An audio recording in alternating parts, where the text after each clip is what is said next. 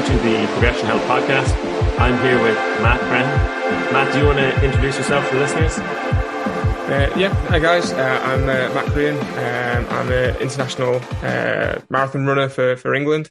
I'm also a run coach for Prime Triathlon Coaching and own a running shop here in St Helens, which is just between Manchester and Liverpool. So definitely two locations people will have heard of, or at least if you're football fans, you will have done. Selling running shoes and things like that. And it's me and my mum who competed in the Olympic Games in 1988 in the marathon as well. So we're a running family.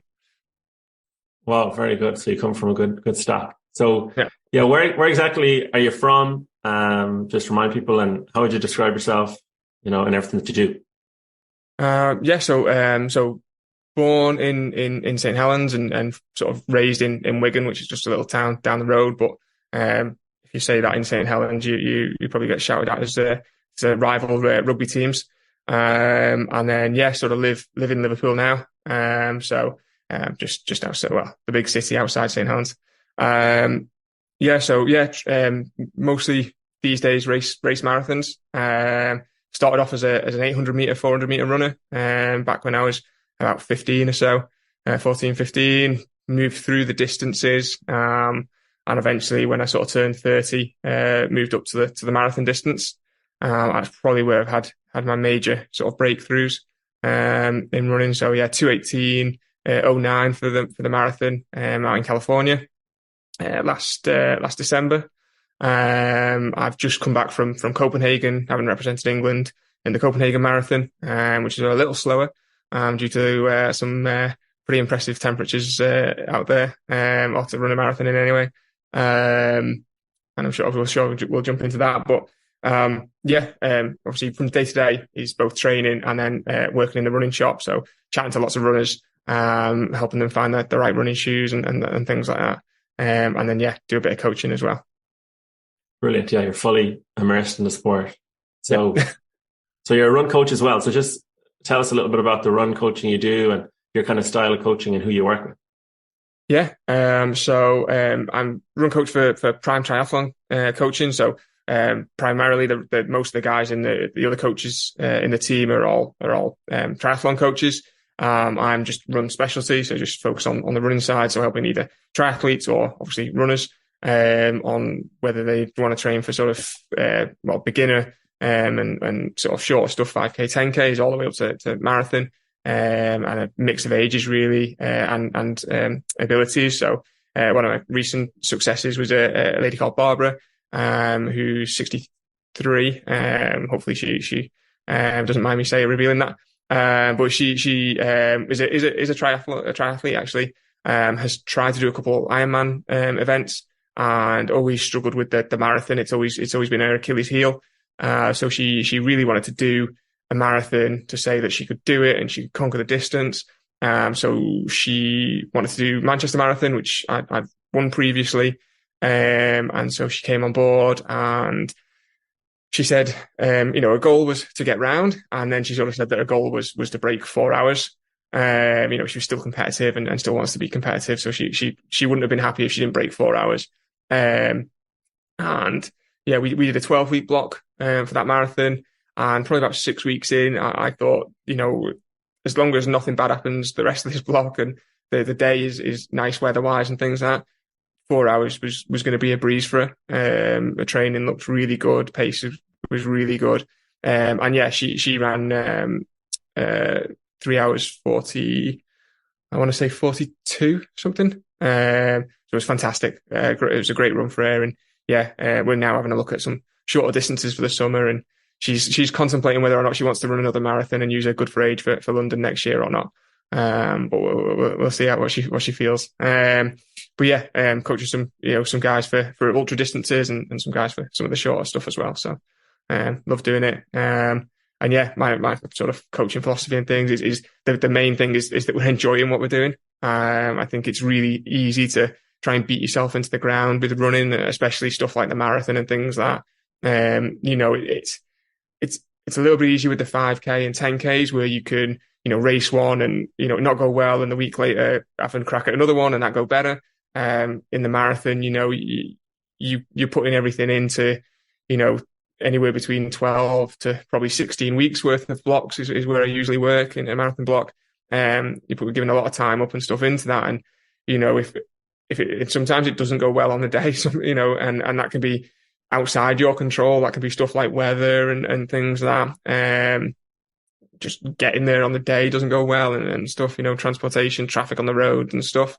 Or it can be just niggles and injuries through the block of pushing your body to its limit to train for that marathon. And I think the main thing that is, you enjoy that journey and that process of doing it. And if you don't, then you're probably going to finish it and never want to run again, sort of thing. So always want to enjoy what you're doing. What a great result for someone at 63 as well, and to smash the goal. Yeah, amazing, fantastic run. Yeah, really proud of it. So you mentioned just you looked at her training, and everything was going well. What do you look for as indications of the training's trending in the right direction, the wrong direction? What are the details? So, obviously she had a goal of that 4-hour marathon. So a lot of the paces we were looking at around her marathon pace runs were to try and do that 4-hour pace and sit on that and hit that. And she was very much finding it easier, and she was sort of going quicker than that pace. And she was telling me she was finding it easier and things like that. And, just looking at a fitness block, I was putting in a running training, but I could see that then she was hitting the pool every morning, and she was out on the bike, every other days. And she said she'd relaxed off a tri training so she could focus on the marathon, but I could still see she was doing a lot. So from a fitness perspective, I knew she was, not only in great running shape, but in overall general fitness, really good shape. And so, you could just sort of see, I was giving her some sort of faster work sessions that she's never really done before too much, sort of thing. And I think that's something that people who go to the marathon maybe miss out sometimes, is they miss that faster sort of stuff, but it makes the marathon miles feel so much easier.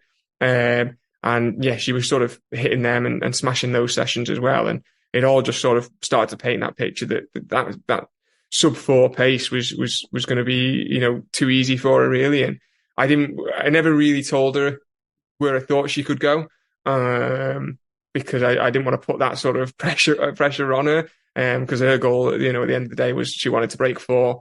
But I also could see that, if she set off at a faster pace and more around that 340 area and things like that, it wasn't going to be too much for her. And it wasn't at the end of the day, sort of thing. And she came away with that and conquered that marathon distance. And her recovery, she seemed really good, and she was competing in her swimming championships sort of 3 weeks post Manchester Marathon and things like that. So she seems to have recovered well and stuff. And we're having a little focus now on some 5Ks and things like that, and doing some faster work and stuff. Brilliant. Yeah, that shows you the power of having a good coach and a proper plan in place. So just with the faster runs, how much faster would it be, for example? So, do you have any kind of example times of she was aiming for X time in the marathon? How much faster on her faster runs would she be going roughly? You're talking maybe we're talking sort of mile efforts or so. So, I think the pace off the top of my head. So it was something like 9:08 would have been marathon pace for a sub 4. I think that's right. So we were talking those faster efforts would be down at, low 8-minute mile paces and things like that. And she was taking them more into the 7s and stuff. And it just sort of, being able to put in faster work makes the marathon paces feel a lot easier. I think when a lot of people come to they start running and they'll do couch to 5K programs and conquer the 5K and then jump to the 10K, and suddenly they're doing a half, and then they're onto the marathon, because the marathon is that distance that's sort of represented by everyone knows someone who's, I know my mum back in the day when she was a track athlete, and, you had the boom of the marathons in the mid 80s and things like that. And people would ask her, what's your marathon time? And she would go, well, I don't do marathons. And what do you mean you're a runner?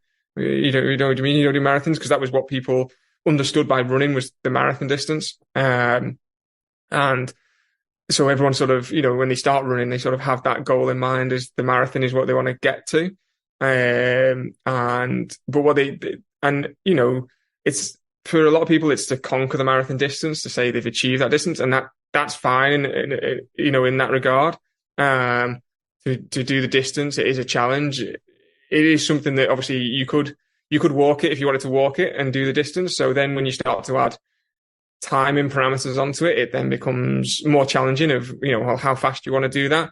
And obviously, depending where you want to go with that time, the faster you want to go with that time, then comes in, well, how do you make that training? It's not then about being able to be time on feet and just necessarily get out and make sure you can run for 6 hours or so. It's then about, okay, how do you, that 4 hour sort of time, that sub 3 hour clocking, which is a big thing. And there's Facebook groups and everything that on it is, it's about how do you make that pace that you need to run for that time feel comfortable and easy.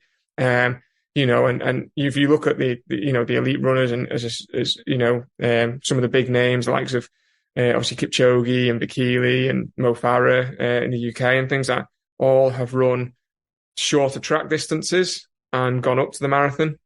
And that's primarily the historic, or from the sort of 50s, 60s era, historic way of going into the marathon. You would come from shorter distances and go up as you lost speed and power and go up into the mile. You were older and have that mileage in you. And that would then allow you, but you knew that speed and you knew what that felt like to run fast, so that then running at those slower paces for the marathon, obviously it's over a much longer time and sustained time. But it makes that pace feel a lot more comfortable. And I chat to Jeff Smith, who won Boston Marathon and is a 2:09 marathon runner at times. He lives in America, but he still has his parents' house in around Croxteth Park, which is where I live. And I see him ever so often when he's over and things, and I chat to him and get advice from him, which is fantastic to do from someone as great a runner as Jeff is and was. And he's always telling me I need to go back and focus on my 5 and 10K a little bit more, because I probably didn't give them, especially the 10K, didn't give it the devotion it needed to maybe just get that time that probably should be in there. And I think realistically, my 5K and my marathon time suggests my 10K should be quicker than it is. And he always says, you need to go get that faster, and it'll just make the 10K splits feel so much easier in the marathon. So that's something I'm looking to do over this summer.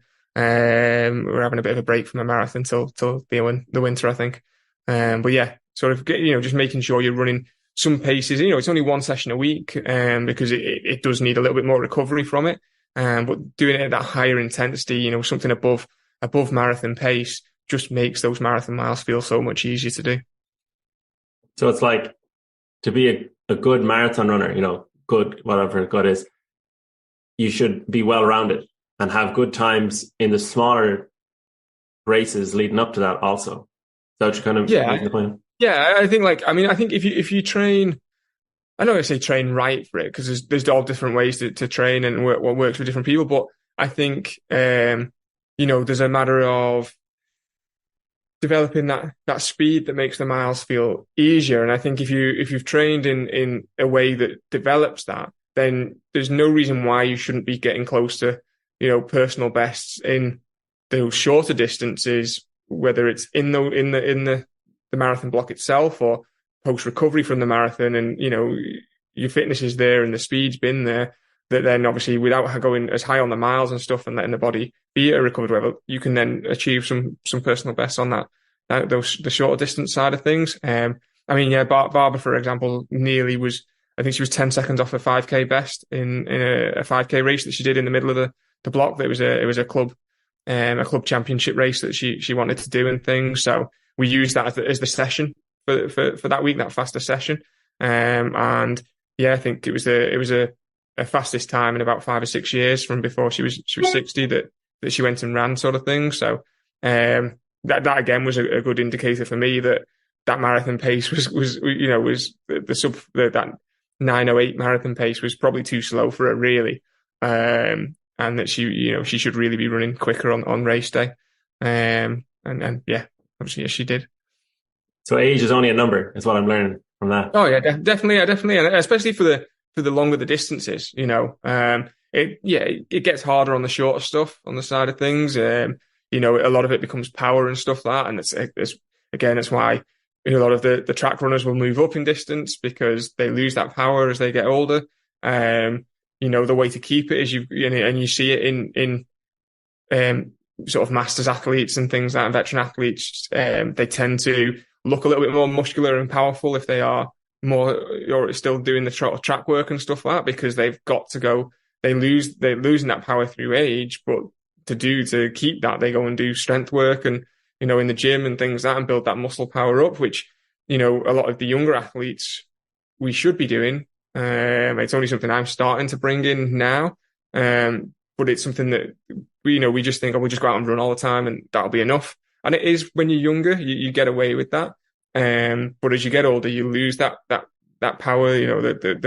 The body is naturally decaying as we age. That's what's happening. So to sustain that power, you've got to go in and train differently and adapt to make sure you can build that power and maintain it and retain it. And that then involves going to the gym and training in very much a different way to maybe what you've been doing as a younger athlete and things like that. Yeah, we've got to adapt over time. So yeah, with your own running and experience, so just how many marathons have you done, and what finishes have you had? So I think I'm about 7 marathons now. My first one was a great learning curve. I was originally meant to do London Marathon 2020, so just before COVID. Obviously, it was cancelled with COVID. So then it was a matter of looking for another one, and a local race organizer tried to set up one as an elite only race for those that were trying to qualify for the Olympics, really, and set an ability to try and get a qualifying standard. And I think there was an Israeli athlete that managed to get over and race, and she did, and an Irish athlete as well, I think, managed to get the standards at that race. It was the Elite Cheshire Marathon and half marathon, and it was basically a 3-mile loop, or 2.5-mile loop or so, in this little village out in Cheshire, and I'd sustained an ankle injury in the January on the ice that we'd had, and so pretty much trained on a treadmill for the whole marathon block, which wasn't ideal. I think 4 weeks before the marathon, I was able to get off the treadmill. It was a 16-week block. I was able to get off the treadmill and run outside, and which I ran my 5K PB in that window. It was pretty much my test of whether my ankle was going to hold up or not. So it was quite difficult, one, to practice sort of fueling and nutrition, because I was just on the treadmill, and it was like, well, I can't really practice running past and grabbing water and running past and grabbing gels and stuff. Plus I'd never needed that sort of fueling in a race before, because it was, for halves, I didn't do that. I might take on water maybe on a really hot day and a half or something like that, but it was never something I really needed and did. And though my mum kept telling me I should practice it, she also kept saying how she was really a 10,000 meter runner, and even though she went the Olympics in the marathon, that wasn't her distance, and they didn't have gels or anything back then. They just had water anyway. So what did she know? So I said, okay, yeah, what do you know? And I'll just carry on as it is. And so I didn't take on any fuel or any water in that marathon. And that the last 10K was very, very hard going, really hard graft. And sort of, showed me the importance of working that fuel and getting that right. Which then went on to the Manchester Marathon in October of 2021. And that was my 30th birthday, the same day. And I won that. I nailed the fueling on there. So I took my first gel. The plan was 8 miles. But I knew that I'd take it whenever I felt it. So I always say to my athletes, don't be so rigid with your planning of your nutrition. Like, have a plan of when you want to take stuff, but if you need it earlier, be ready to take it earlier. Because if you hold out to when you're planning on taking it, then the chances are you've already fallen off that curve of fueling, and you're not coming back from that. You needed it back those 2 miles earlier when your body started telling you needed fuel, and you've held out because you had a rigid plan in your head. I ended up taking it. I think just before 7 miles, my first gel, and then pretty much every 4 miles or so after that, I took another gel. And I just took water at every 5K water station. Didn't use the elite tables or anything. Just used the standard water. which I've done for a lot of my marathons, to be fair. And then 2 weeks after that, I stupidly would never advise it and had to have quite a difficult discussion with my coach at the time about doing it. It was the Liverpool Marathon. It was the last Liverpool Marathon they were doing. Rock and Roll were stopping it after it, and it hasn't. We haven't had a marathon come back to Liverpool yet. My girlfriend was doing the half marathon, and she sort of said, "Oh, maybe you should. Why don't you do the marathon and things?" And no one had run under 2:30 in it for quite a while, and on that course, the course it was at the time, ever. And I thought, well, yeah, I could even run it a little bit easier, and I'd still maybe win it. And with it being local to the shop and things like that, it felt like a good little way of promoting the shop, and you'd pay a lot for the marketing that I sort of gathered from doing that race for free, sort of thing. So. I had to pay for race entry, which I haven't done for a while, which was a surprise one. They're expensive races these days. So I went and did Liverpool Marathon. I still went off far too quick for the first mile or so. So you did a marathon, right? And then you did 2 weeks later, you did another marathon. Yeah. As I say, 100% all out, just. Pretty much for the first half, it was 100% all out. Then I started to suffer because it was paper cups, and I just couldn't get any water on. So I started to cramp up from probably around 15 miles. I was struggling a bit with cramp, and I'd been solo from the gun. And there was at 20 miles there was a U-turn, so I clocked my watch at 20 miles and watched then for when the next athlete I saw them. So I found out I had a 5-minute lead with 20 miles. So I thought I should hopefully be able to sustain that. And I did. He closed me down to 2 minutes by the end because I actually had to stop at 23 miles and stretch my hamstring out. It was cramping so bad. But yeah, I won that in 2:26. So it's still my slowest marathon to this date. But yeah, it was good fun to do, and yeah, it got a lot of customers popping into the shop and things like that. So it worked out well. Brilliant, yeah, really, really well. Yeah, and then after that was the build up then for Manchester Marathon 2022, which was the trials for the Commonwealth Games for England, and the European Championships and the European 50K Championships as well was being used. It was being used for selection for that, and so there was a lot of vests up for grabs. There was obviously a lot of big names heading in there. Johnny Mellor, who's a 2:10:03 runner, was the favourite. A couple of his training partners were going to be the pacemakers for it. There was Kev Seawood as well from Ireland, who was racing, and again, who's 2:10, I think 2:10:08 or something like that. So there was a lot of fast guys in the field, and I sort of had this thought in my head that back in the Manchester in October, the way I'd run it was I'd gone off really hard.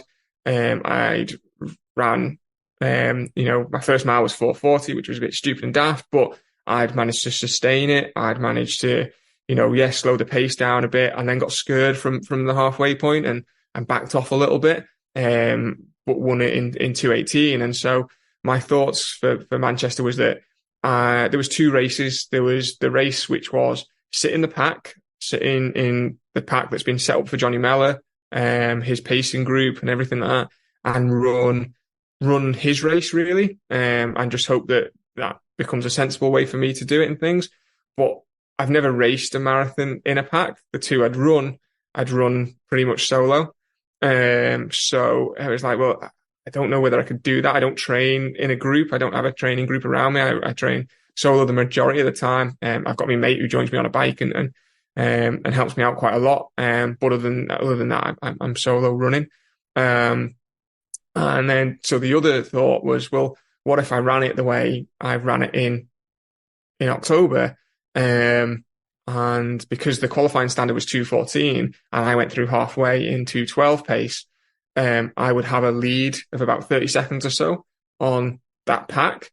of which obviously the likes of Johnny and Kev Seawood and stuff were capable of then going a lot quicker. So they would then start, in my mind, from halfway, they would start hunting and they'd start coming after me because they knew they were comfortable, and they'd have whittled down the pack a little bit to a number where they know they can make the teams and make the selection spots now. So then they can push on and get on with that.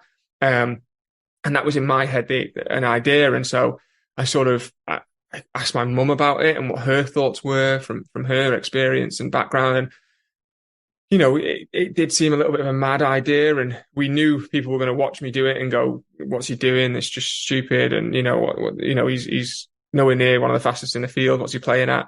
But my mum's message to me was that her greatest regret in her running career was when she went to the World Champs in Rome in 1987 in the 10,000 meters, and the British coach said, "Well, you're all around the same speed, so just sit in the pack and just wait."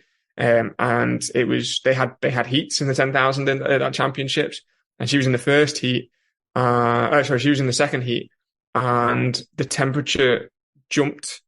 I think something like 15 degrees between heat 1 and heat 2, in the space of sort of 10 minutes between. And she missed out on qualifying by 1 place to the final at the World Champs because she ran the race that the coach had told her to run and not the race that she would have wanted to run.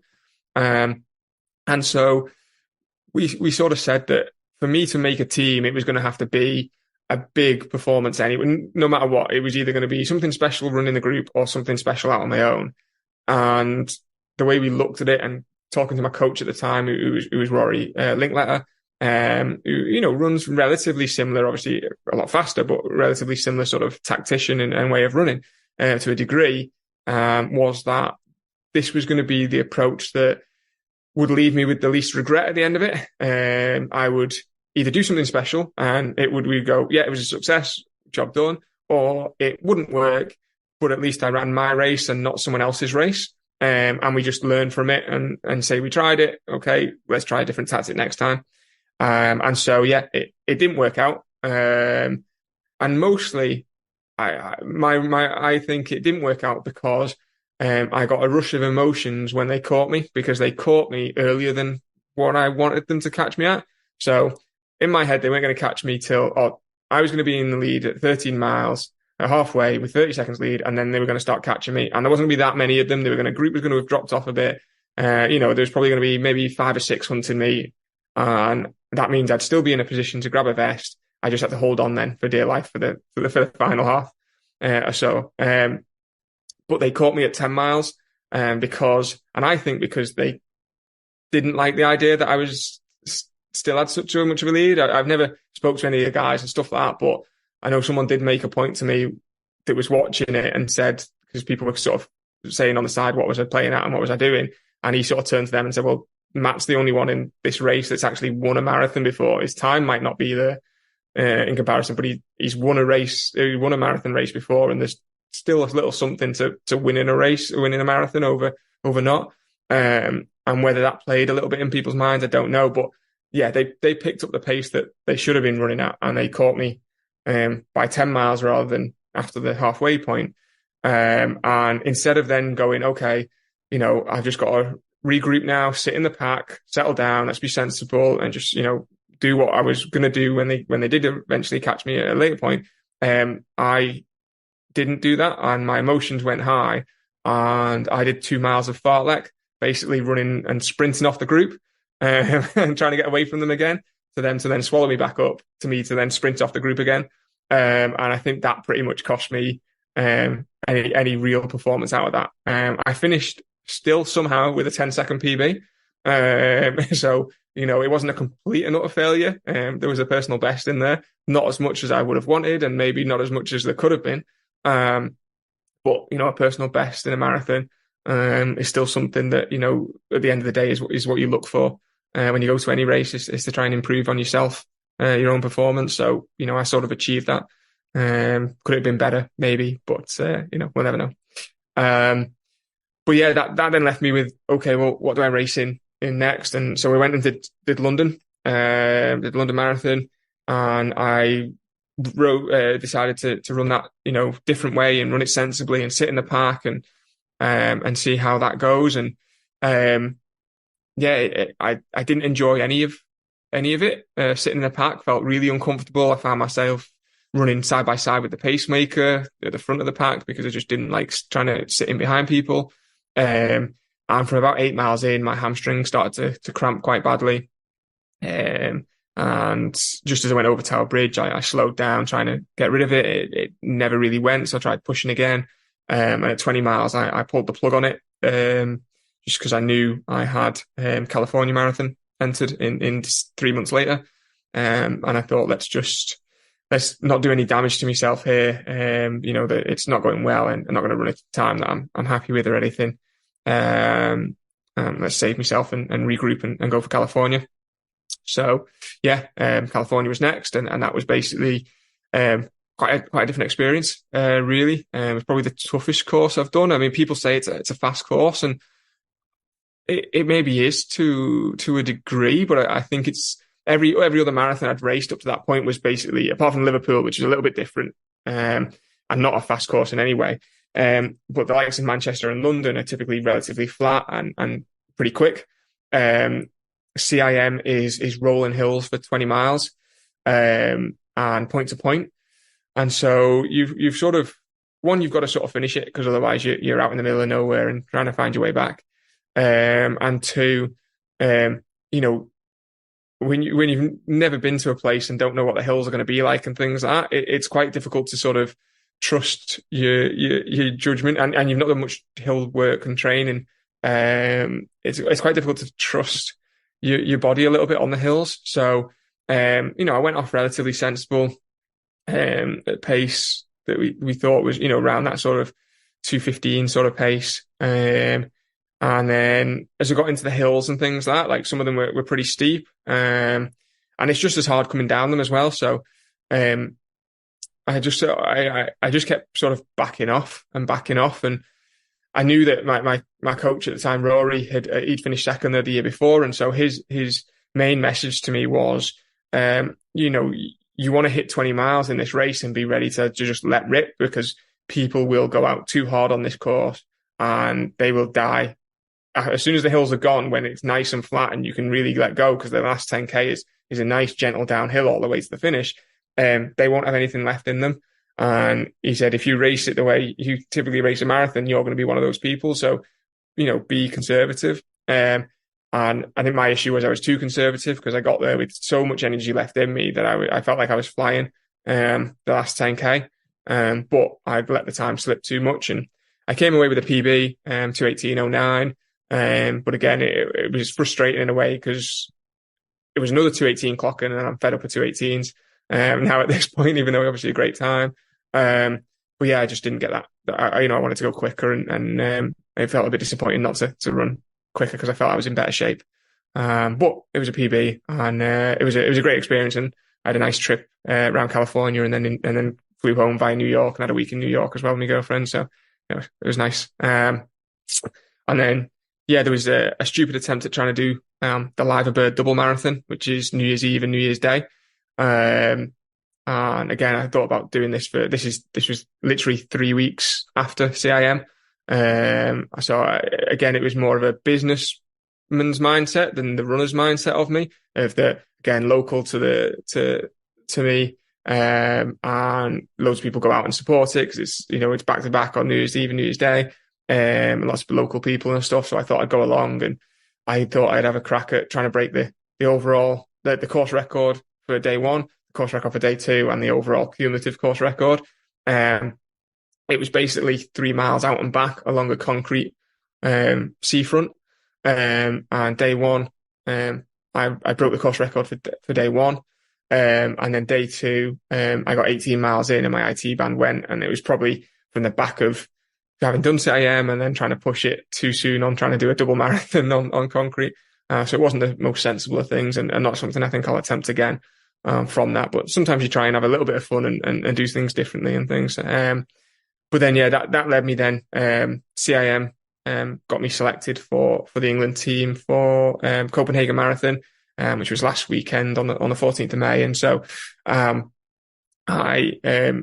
had changed coaches in the build up to that, or prior to the build up to that, mostly wanting to, I really enjoyed my time with Rory and things like that, but sort of wanted someone slightly closer to home, someone who I could go and, my coach Alison now is based in Brighton, so she's pretty much the other side of the UK to me, or England to me. But I can still get down there and train with them, and she has a good training group and things. So I just wanted something that I could sort of get in the mix with a little bit more, and maybe practice some of those weakest things that are like running in a group and things that I don't have the chance to do. So that was sort of the change really. And I met Alison when I first represented England. She was the team manager. I did a half marathon for them back in 2022 in February. I got selected to do that. She was the team manager there, and I just gelled with her really well, and we had a good laugh and things like that. Her and Norman Shreve, who was also on the Copenhagen England team with me. So I just reached out to her because her philosophy is very much on a training group perspective and having the group around you. And obviously me being at the other side of England to her, I sort of thought, well, I think she'd be a great coach for me, but whether it'll work or not, and whether she wants to coach me, because I know she had her thoughts on my way of running and stuff. She's very much a very scientific approach to things, and very studious and sort of approach to things, which is obviously quite different to how I've typically run in the past. And I'm always sort of very much heart on my sleeve sort of run and just try and leave everything out there. But I also thought that her approach then would maybe balance me a little bit, and together that could be a really good thing. And so, I came into the block sort of off the back of that IT band injury, that then had sort of gone into a bit of an ankle injury, trying to balance that, and having done a couple cross countries this year for the first time in a while.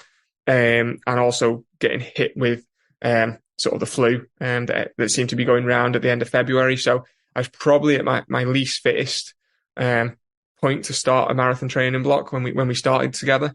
And there was a couple of times in the block where my ankle was really bad, and Alison was, I think, pretty much in a place where she wanted to ask me did I think it was worth us doing this and continuing, and should we really be sort of letting the selectors know that actually I'm not in shape to do this, and we should just sort of regroup and get me ankle and my hip and things like that right, and then go for another one at a later date. But she didn't raise that with me. It's something she's told me since then, when we caught up actually after the marathon. But in my mind there was questions on how I was doing. But as it went on, I really stuck with my rehab work and working with my physio, and sticking to the training that Alison was setting. We were doing it on the treadmill to sort of take out some of the alterations in the camber and terrain and things like that, and just let me run on smoother surface so that we could sort of stabilize the ankle and the hip a little bit. And that allowed me to get the miles in, and I probably averaged around 90 miles, and we had a week or two over 100 miles in the block, and it was a 10-week block, so it was quite a short training block for it because they only got selected 10 weeks out before the marathon. So we were sort of straight in and things. And because of that, we decided to be a little bit more reserved on the time I was going to try and run. So we decided to look at sort of trying to run 2:16:30 rather than those ideas of 2:14s and things. And, there wasn't anything necessary to qualify for. So running 2:16:30 would be a nice stepping stone in progression. And yeah, so we decided to do that. Went out to Copenhagen on the Friday before the race with the team, and the team manager there was great. It was Andy Jones, who actually works on the sub 2 hour project with Kipchoge and things like that. There's a physiologist there, working with Morton and things like that to create the products and stuff. So he was great. And then Ali Dixon as well, who's Olympian and former world record holder for the 50K, was our team coach. So wonderful to be out with them.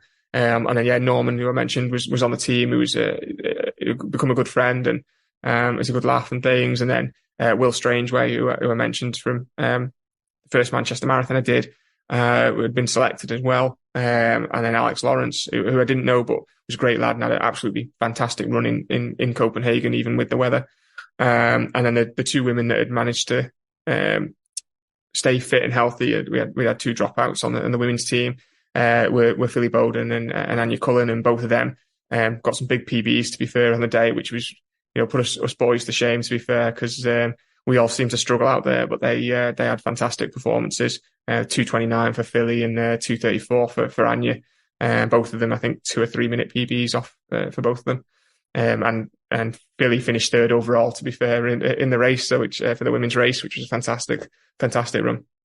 But yeah, for me, I set off. We all joked, and Norman was joking, and I think everyone else had heard about my tactics in marathons and things. So everyone was joking about how no matter how much I said I was going to run sensibly and stuff like that, how much distance I was going to put on them all in the first 100 meters or so. And I was adamant, no, it's a sensible race. I'm just going to run 5:15s per mile, and just tick those miles off at 5:15 pace. And if I'm still feeling good at 10k to go, then we'll let rip and see what we can do. And that would give me, it would put me through halfway running at sort of 2:17:30 pace, and then we were going to gradually bring it down a little bit, and then 10k to go, just really let rip and see how much of a negative split we could put together in there. The forecast looked okay. It was a little worrying. It was very hot the day before the race. Norman was really worried. He was actually giving us updates every sort of 10 minutes on what the weather was looking like and things. I was trying not to think about it too much. And race day morning, we came out, it was actually quite cold. I went to the start line with a jacket on, still to keep me warm, because it was really quite cool. You could sort of see the sun was there, but the clouds were at full cover. So it kept it quite shaded. But as we got probably an hour, to an hour 30 into the race, it was like someone had just clicked the fingers, and the clouds had gone, and the temperature rose 7 degrees. It went from sort of being 14, which was nice temperature, to 21, 22 degrees, and climbing from there. And yeah, through halfway, I was spot on pace. I was just literally just clicking the Ks off my watch, just watching it. The markers in my watch didn't match up, so I had to split my watch and get back on to the next marker. And just making sure that it was at the right pace, each sort of K, or around the right pace each K, which was unusual. I usually work in miles, but just because I could get the feedback quicker on my watch in Ks, I decided to swap it for Ks on the watch. And I think I'll probably do that in the future, to be fair, even though I'll train and work in miles the rest of the time. And I knew my sort of 5k, 10k, 20k, 25, I knew all those splits, and obviously they were where the markers were. There was no mile markers out on the route, so it was easy to do it that way. But yeah, through halfway, perfect. Even at 32k, I was perfectly on. I was probably about 5 seconds slower than where I wanted to be, but still, pretty much would have been a PB by about 30 seconds or so at that point. And so it was then, okay, let's go now. Let's let rip. And weirdly enough, even though the course was really flat, there was suddenly a little hill at that point, as we went sort of like over like a flyover. And that came at a time I didn't need it to come. And then add that to the temperature suddenly starting to kick in and have an effect on me. It just felt like a real slog, that last 10k. And in the end, I ended up with 2:20, sort of 21, I think, or something like that. 17th overall. There was a lot of dropouts in the elite field. I think at one point I was something like 30th or 40th in the race. And basically I went past a couple people, but I didn't go past that many people. So the rest of them had all pulled out and dropped out of the race. So the temperatures climbed up. And Alex Lawrence, who was the first Brit home, who ran 2:19, his PB is 2:17:59. I think he was about a minute 40 ahead of me going through halfway, and he was 43 seconds ahead of me by the finish. So I was gaining on him, and was 2 positions behind him in the end. So second Brit overall. So it was a mixed emotions of a race, that one. It was great to be second British man home, because technically on paper we were all within sort of like, apart from Norman, whose PB was 2:16, but he was sort of getting back into that sort of shape. We were all within sort of 10, 15 seconds of each other PB wise. And Norman, in his current form, his last marathon was in that window. But I was the fourth sort of fastest, or the fourth slowest, whichever way you want to look at, in the team. So to finish second out of them really solidified my selection there, which was good, to show that I could run a really sensible and more controlled sort of race and performance. My coach Alison was really happy with it. Tom Craggs, who's the selector for the head of the marathon sort of England squad sort of thing, messaged me and said he was sounded like, he was really happy. It sounded like I'd run a really controlled race and things like that. So great to have, his feedback on that, especially since he'd seen my other performances. And though he enjoyed watching them, always thought, there's something more to give there and do. So he actually said if, the conditions would have been better, there was definitely a PB run. So it was nice to hear those sort of things and get those responses. And yeah, off the back of how the block had gone and stuff in that 10 weeks and short block and injuries and things like that, it felt like, it was a good performance for where we were and what the conditions ended up being and things out on the day. But obviously, yeah, always would like more. Of course, always more. And yeah, just to finish with so many people dropping out, that's like an achievement in itself, yeah. By the sounds of it. Yeah. So you have your own running shop, and footwear is a big thing in running. So can you just talk about how important footwear is? Is there a difference for kind of like newbie runners, not, elites like yourself, but just for the average runner, how important shoes are as well? Yeah. I mean, when you first start out, the thing with running is it is basically, put a pair of shoes on and get out the door. If you're a woman, a running bra is probably more important than your shoes in a way. But for the men and women, a good pair of shoes, put them on your feet, head out the door. And generally, people start with just whatever they've got access to. It might be an old pair of shoes, running shoes that they had from years ago, and they just put it on. And if they don't know whether they're going to enjoy it, and so they don't want to go out and spend a lot of money on a pair of shoes, and that's fine. Get out there and enjoy it. And once you realize you do enjoy it, then the thing is, then you're going to start building it. You're going to increase the miles and stuff. And something that's been in the cupboard for 10 years isn't going to have the protection and the cushioning and the support and things like that. You're going to build the miles you're running on. So, if you have got a weakness in a muscle somewhere or an imbalance or stuff like that, then you're gonna start to notice that having an effect on your body, because you're running further on that imbalance.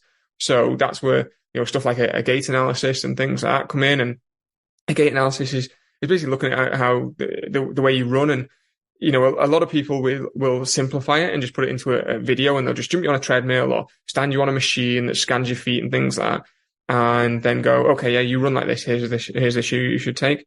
I always think that's really, it's missing the big picture when people do that, because for me the gait analysis is very much a conversation, and then we clarify and just check that the conversation we've had has painted the correct picture by putting someone on the treadmill or scanning them and things like that. And that conversation is diving into the running history. So, if they're a new runner, okay, there's not a huge running history there, but we can talk about injuries that are running related and non-running related that have affected, their lower back all the way to their feet. They fell from a tree as a kid and broke their ankle. The chances are there's going to be some imbalance around the ankle somewhere, whether it was because the bone didn't heal correctly, or whether it's because they did ligament tendon damage when they also broke their ankle. And then that potentially is going to put them in something, a more structured, supportive shoe.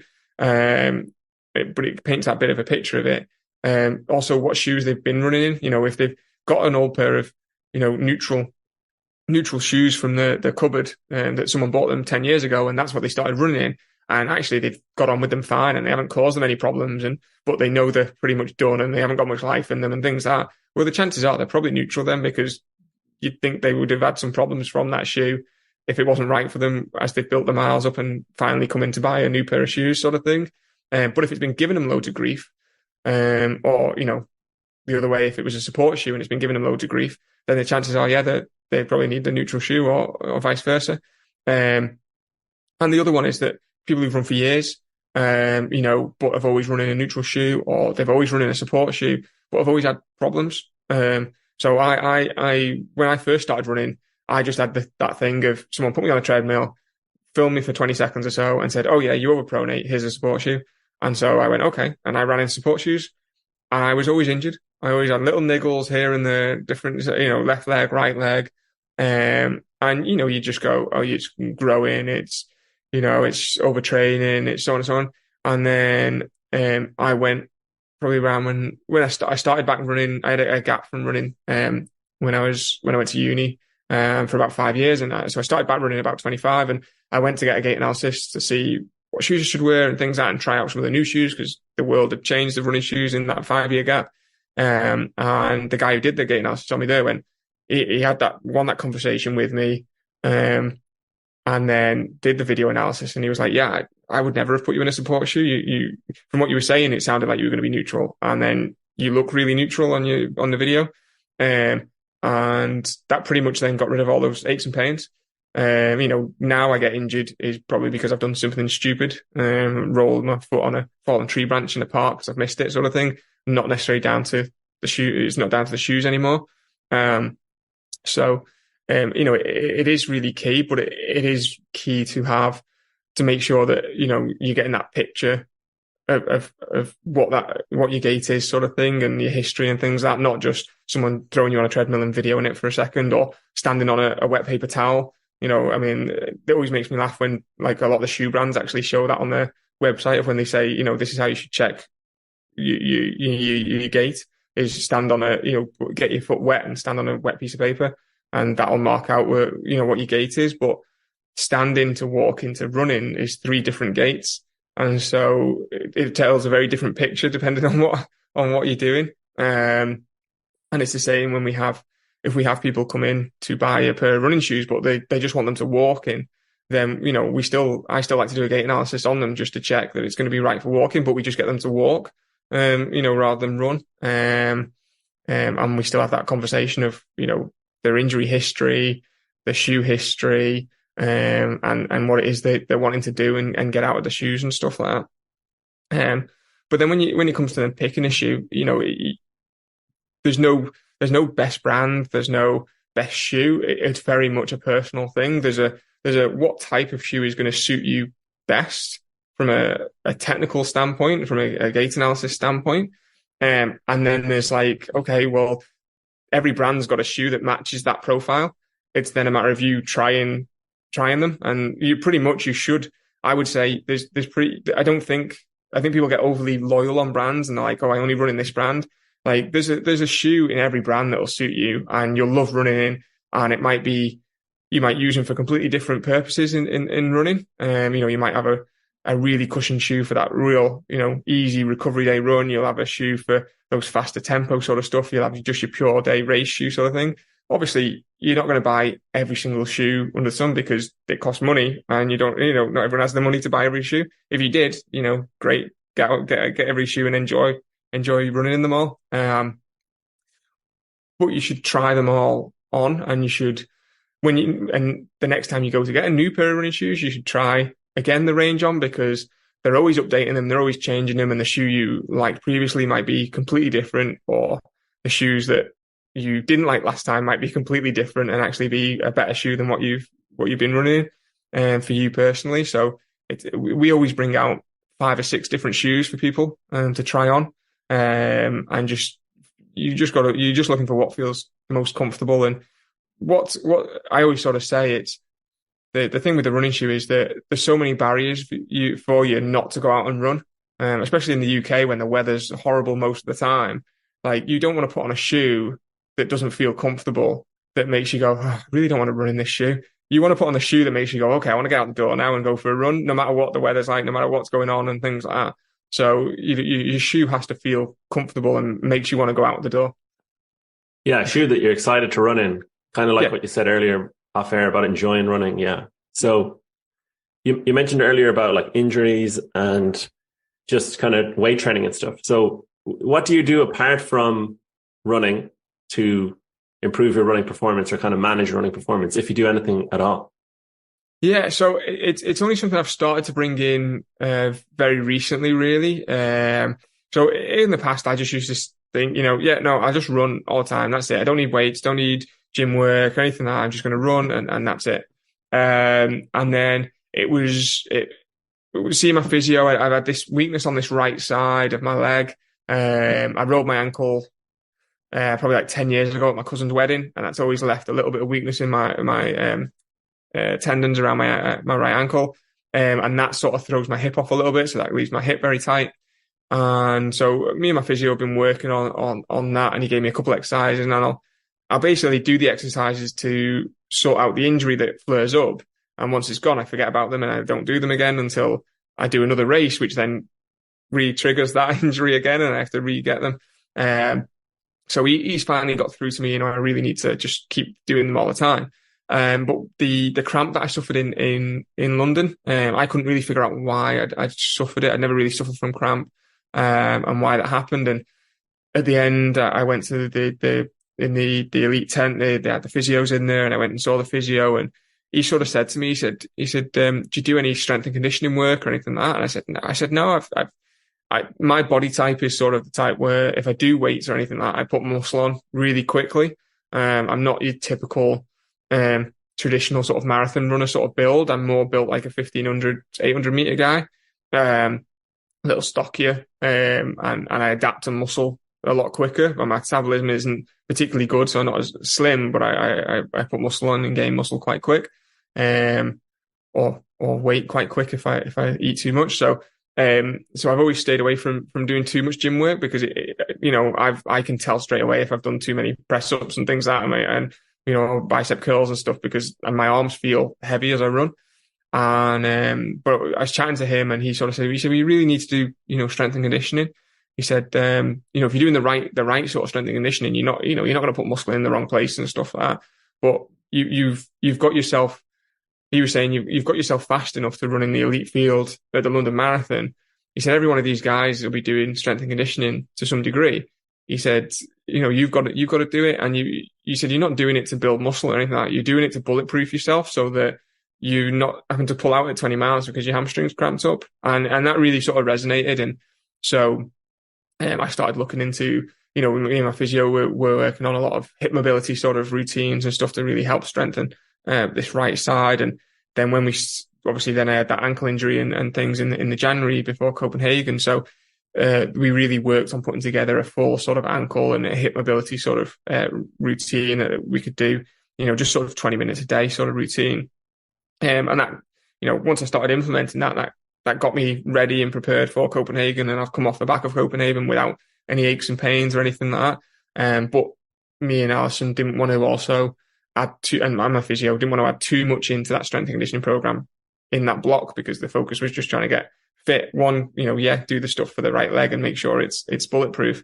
But two, we don't want to add too much in things. Whereas we've now got this time over the summer to really implement a real strong strength and conditioning program and really add that. And, it's one of the great things, I suppose, from where I am is that, I've run 218, but there's a lot of stuff for me to change and adapt to get me to go, faster. If we were running 218 and I was doing everything, it would be like, well, I think Alison probably wouldn't have coached me, because she probably would have gone, well, there's nothing I can really do for you and help you. But she knew that basically I had no strength and conditioning. She knew my nutrition isn't the greatest. She sort of knew that even as a marathon runner, my endurance side is probably my weakest side. I'm very much, I can really hit the fast sessions really well, but my marathon pace, long runs and stuff like that is probably where I'm weaker at. So, that gives a lot of room for work to adapt those sort of lactic thresholds and things like that. So that really got her excited when I asked her about coaching me, really. So she knew there was a lot of work that could be done and improve, and maybe not necessarily in the Copenhagen block, but in the next block going forward. Brilliant. Yeah, it's good to know you have more in you, and the strength training is benefiting as well. That's been my experience. Even though I'm, nowhere near your level with running, I feel like I'm kind of bulletproofed a little bit from the gym work I do. So good to hear that it helps. Yeah, I mean, that's it. And it's the thing, again, a lot of runners miss out on, because you sort of think, well, I just run, and that's it. That's what I'll do. And it's exactly what I thought. I always felt, well, I'll run. If I need strength work, I'll just do some hill reps. That'll do me quads and things like that and everything. But there's a lot more to it, and obviously depending on what you're trying to achieve and your goals from it, there's a lot of things to be gained by implementing a good structured strength and conditioning plan and sort of mobility plan, especially with the hips. I'd probably say, and this isn't, this is just me throwing numbers here as statistics. There's no basis of this, but the majority of people I know that come in and things that and have injuries and stuff, everyone seems to say it's the hip. And I think a lot of runners, and I know what I did in the past was I would, I'd maybe stretch my calves off. I'd maybe foam roll my calves a little bit. I'd do maybe some little calf raises for my Achilles and things like that. Maybe some ankle looseners or something like that. And never really did anything much higher up the leg as it got up. I probably got less and less, stretching or anything that if I was going to do any at all. But I definitely probably never did anything for the hip. But the hip is that hip group, the glutes, everything around there is like the biggest set of muscles there that we're doing when we're running. We're bringing everything up. We're driving through from the hip. We're striding out through the hips, everything like that. And so there's a lot of like mobility work that we can do on the hip that would just increase our stride length, which would then increase, the efficiency of our running, and therefore make all the paces from 5K pace all the way to the marathon and ultra paces just feel so much more efficient, and give us more time. If you can add a couple centimeters to your stride length, you can take a couple seconds off per mile, in a marathon. And therefore, when that comes up the cumulative distance, you're talking, minute PBs and things like that, just because you've increased your stride length by a centimeter or two. So yeah, again, more potential there that you can tap into. Yeah. So I have a race coming up. It's just on Sunday, just a training kind of race, just kind of for fun. Any sort of tips with racing? Because I know a lot of people get really excited on the day and they start off too fast, is something I see or heard of commonly. So are there any kind of mistakes people make on the day, or any tips you can give for preparation for a race? Yeah, I mean, obviously, as I say, I'm well known for going off far too quick and things. And there was someone took a video of the Copenhagen marathon start, and there's me a good way back from the rest of the England squad, and I posted it in after all the little jokes of how fast I go off, just sort of saying, look, there it is. No more comments about how fast I go off now. Because I was sensible on it, but it is really difficult. You've got to fight that urge to go off. And, I always say it comes from having been, a young 15, 14-year-old doing cross country races where, the gun would go and you'd all go off like bats out of hell. And that's how I still start. And, my experience in Copenhagen was, by going off at the pace that I was meant to go off and meant to try and run at, it felt so much more comfortable. Like the whole race up until the heat came in, and my girlfriend mentioned that like it was the first time she'd ever seen me like acknowledge her. Like I'd seen her at the side and I could sort of like wave and say hello as I was running past. And my Alison's husband, David, he was there. They both came out to the race, and he got photos of me, and literally every time I'd managed to turn to the camera and sort of give a smile and a thumbs up sort of thing. And he sort of jokingly said, stop looking at the camera. And I suppose it was, I've never really looked at the camera in races. Usually I'm like, my face looks like I'm dying out there whenever I've been on a photo. And, I wouldn't notice the cameras, and I wouldn't notice my girlfriend or my mum or anything like that out there supporting.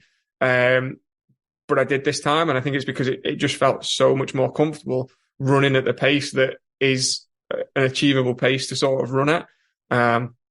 But yeah, I mean, going into a race and things like that, it's knowing what pace you need to be training at and running at, in that race. What your pace you've trained at, and because that is what you've trained at to achieve your goal in that race. And so, being sensible and sticking to that. There is, for me, the going off fast is a good one to do at races where if you're sort of in a place where you could possibly win it, or in for a fight for the win of it and stuff like that, but you don't really know who else is there.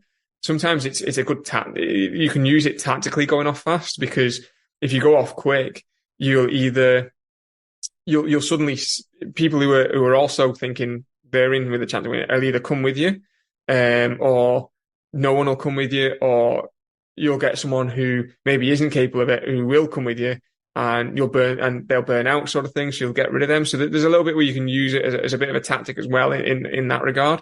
If you are going to be at that sort of front end of the race. But it's probably more sensible to do that maybe over like the shorter 5K, 10Ks, half marathons than it is to do over a marathon, because it's a long way and you burning through the fuel sort of sources of that when you do go off really hard. But then, the main thing as well for race day and stuff is trying to keep yourself, nice and calm. I know, like, going into Sunday, I kept thinking to myself, I don't feel that nervous. Like, maybe I should feel a little bit more nervous going into this. And I just felt really calm and casual. But it's less energy usage when you feel nice and calm and casual. Like, you're not getting nervous or overexcited or worrying and things. And even like we arrived at the hotel, and the flight was quite late. And I'd messaged earlier on about like, oh, can we look at can I look at booking my own flight and going out earlier? But because it was the England squad and stuff, it was like fly with the team. And so I was like, okay, that's fine. But we were only going to get into Copenhagen at 10 p.m. on the Friday. And for me, like, I probably, if I was traveling myself, I'd have probably gone out on the Thursday, just to be there and just be able to settle and be calm and here. But we were getting there at 10 o'clock. The flight got delayed. So we were getting there even later. We got to the hotel. It was about 11 o'clock, got a room card, went to my room, and then found out I was like sharing a room. No one had told me I was sharing a room, but it was also there was only a double bed in the room. So it was like, well, I can't really share this with, it was Norman I was meant to be sharing with. I was like, well, I mean, me and Norman are friends, but we're not that friendly that we could be sharing the same double bed. So I went back and was sort of like, oh, there's only a double bed in there. What's going on? By this time, the time's ticking on. It's the most important night before the race to get some sleep, because the night of the race, you don't sleep that well anyway, because you do start to get a little bit nervous and things. But I was just sort of like, I was just really casual about it. I just phoned the team manager and got him from his room, and he came out, and I just left him to deal with it, because I thought there's no point in me. I'm already not sleeping at this moment in time. There's no point in me using any more energy up. And I was chatting to the team manager and chatting to Alison afterwards about it. And they said that, my reaction to that was really good, that I just stayed nice and calm and didn't waste any energy on it, because it was a stressful situation, but I just put that onto Andy and let him deal with it rather than me taking it. But I then got stressed the next day, and Alison saw it was, I'd end up getting another room, but we'd sort of like just got the other room for that night, but I wasn't sure whether I was meant to be staying in that room or what was going on with it. And so I met up with Alison later that day and her husband, and I just kept saying, oh, I'm worried that I'm going to go back to my room and someone else has moved in or my stuff's been chucked out of it and things, that sort of thing. So, that maybe used a little bit of energy up, but, you've just got to stay calm no matter what gets thrown at you, because there's always going to be complications going into the race and stuff. Traffic, you get stuck in traffic on the way there, or, you forget something. I know, Anya was telling us she went to Barcelona half, where she ran a PB, and she went out there without her shoes. She didn't take her race shoes with her. And luckily she managed to get a boyfriend to pass them on to someone else who was coming out before the race and get them to bring them and stuff. But, and luckily she ran a PB there. But, there's always complications and stuff like that, but you've just got to try and take them in your stride and not use up too much energy on those complications, and trust in your training that you're ready for race day. Yeah. Save up your energy for the actual race itself. Yeah. They can plan as well and trust your training. So, Matt, this has been brilliant. Thanks very much for your time. Is there any final message you want to leave people with, or let people know about anything you're doing? No, I mean, just, you just keep enjoying the running. That's always the main thing, is enjoy what you're doing. If anybody does want, you can follow me on Instagram and things like that, both the shop's Instagram at Make the Run, or my own Instagram at Go391. And always happy for people to ask questions or anything like that if they want any answers or anything. Brilliant. Thanks very much, Matt.